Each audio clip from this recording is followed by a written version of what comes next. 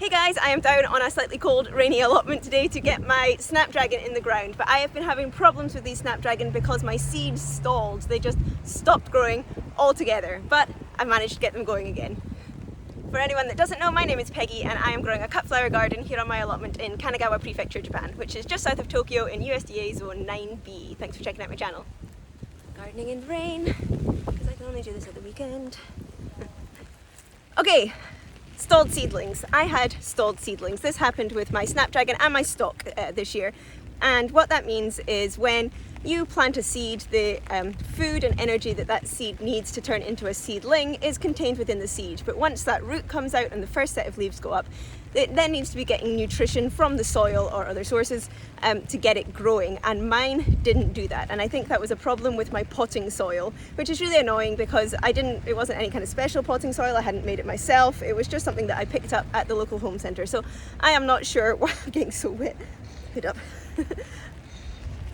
I am not sure why this potting soil didn't work for me this year. This is a look. Hold on. That's as good as it's getting. Okay. Yeah, my potting soil was just from the home centre, so I don't know why this didn't work, but it didn't. I thought it was just because our weather had been a bit weird here, that the seedlings were taking longer to get going than they had in previous years, but they just did nothing. Now, what a stalled seedling looks like, if I can find one for you. So you can see the seeds come up, they germinate, the leaves come up, but then they didn't do anything, and slowly the leaves started to turn back and kind of curl in on themselves, and then they just stopped and they didn't do anything after that. It stayed like this for a couple of months. Now, I should have noticed earlier, but again, I thought it was just a weather thing, so I let them be and thought maybe when it gets warmer, brighter, they'll start to do more, and they just didn't. And when I realised that was a problem, and that the problem was the potting soil having no nutrition in it, I took some steps. Okay, so the first thing I did was this. Now, I know this looks a bit scary and chemically, but it's not. It's just that I've got it in a spray bottle for ease. This is my compost tea. Now, I use compost all the time on the garden, but I did buy a really high quality compost that's just a much nicer mix of all organic stuff. There's no chemicals at all in this garden that I'm aware of. So I got the really high, nice quality compost. I put it inside a cloth bag. I put that bag, it's windy, I put that bag in a bucket of water. Now, the water has to be dechlorinated. Now, I have a well because Japan has so many natural disasters. We do actually have a well situated on our street that brings water straight from source. It's not treated water, which means it doesn't have any chlorine in it. So I use that, but if you don't have access to well water, you can just leave a bucket of normal water sitting outside for about 24 hours, and that kills off lets the chlorine dissipate, and then you can use that. The reason you have to do that is because the chlorine will actually kill the good bacteria that's in the compost, so you don't want to be doing that at all.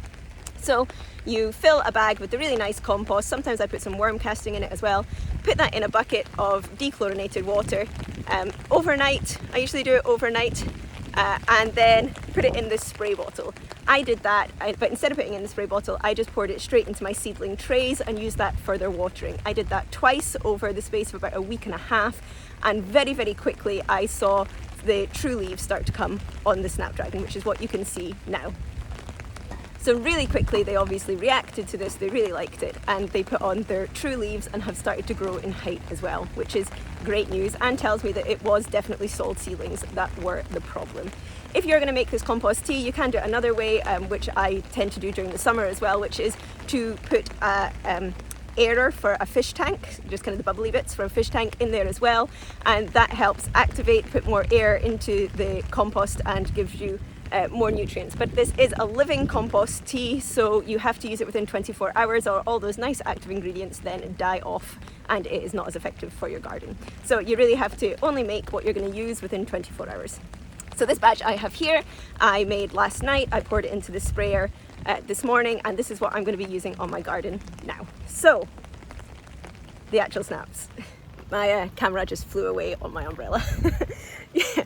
So you can see that I have lots of snaps in one little cell. Now, this is my experiment for this year. I will link down below the Snapdragon experiments that I did last year, where I pinched some, didn't pinch some, water propagated some of the pinches what do you call it, cuttings. Some of the cuttings that I took, I water propagated some and I soil propagated some, and then I did an experiment to see how they differed over the season.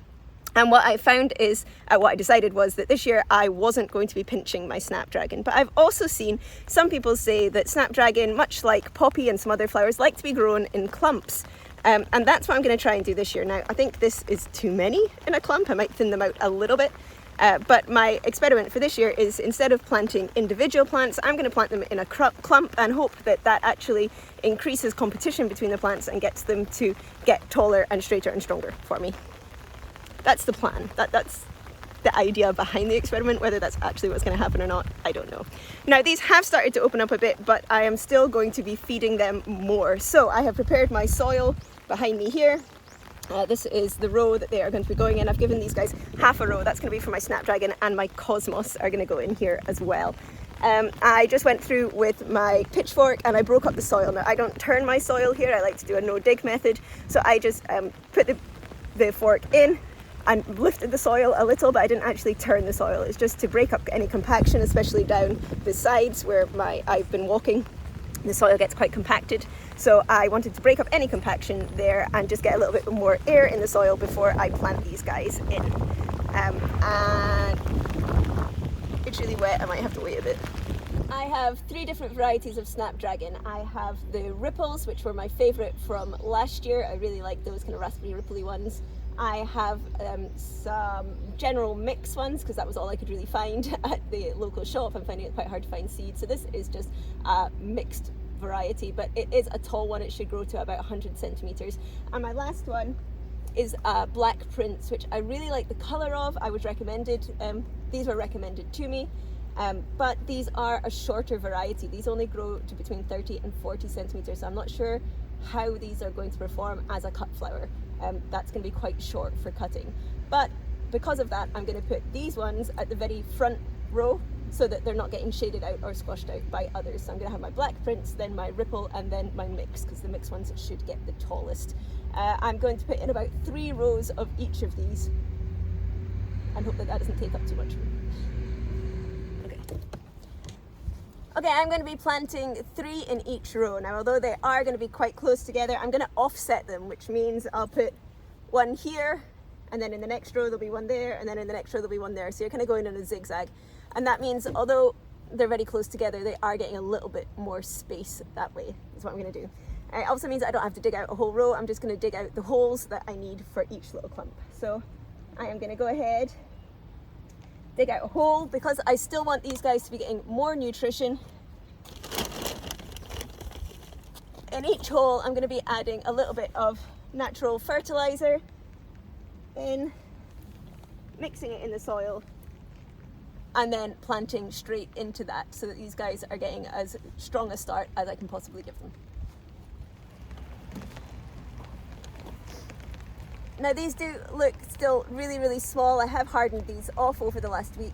The good thing about these trays that I use is that they are clear, so you can actually see that these guys do have, I'm not sure how well you can see that, and they do actually have a nice root system going on at the bottom. So although they're small, they do have good roots, which I hope means that they'll do well once I get them in. Okay guys, let's go.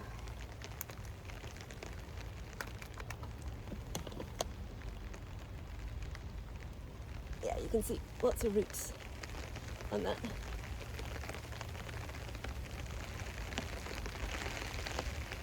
Okay, so the last thing I am going to do is spray these guys with my compost tea. Now, you can put this both on the leaves and on the soil. This is also what I use through the growing season. It helps, when you put it on the leaves, it helps the plant absorb more nutrients. It helps keep off some of the pests and helps the plant absorb the nutrients. You can also spray it on the soil as well, just to add general nutrition to your soil. So this time, I mean, they're tiny, so I'm going to get it on both, aren't I?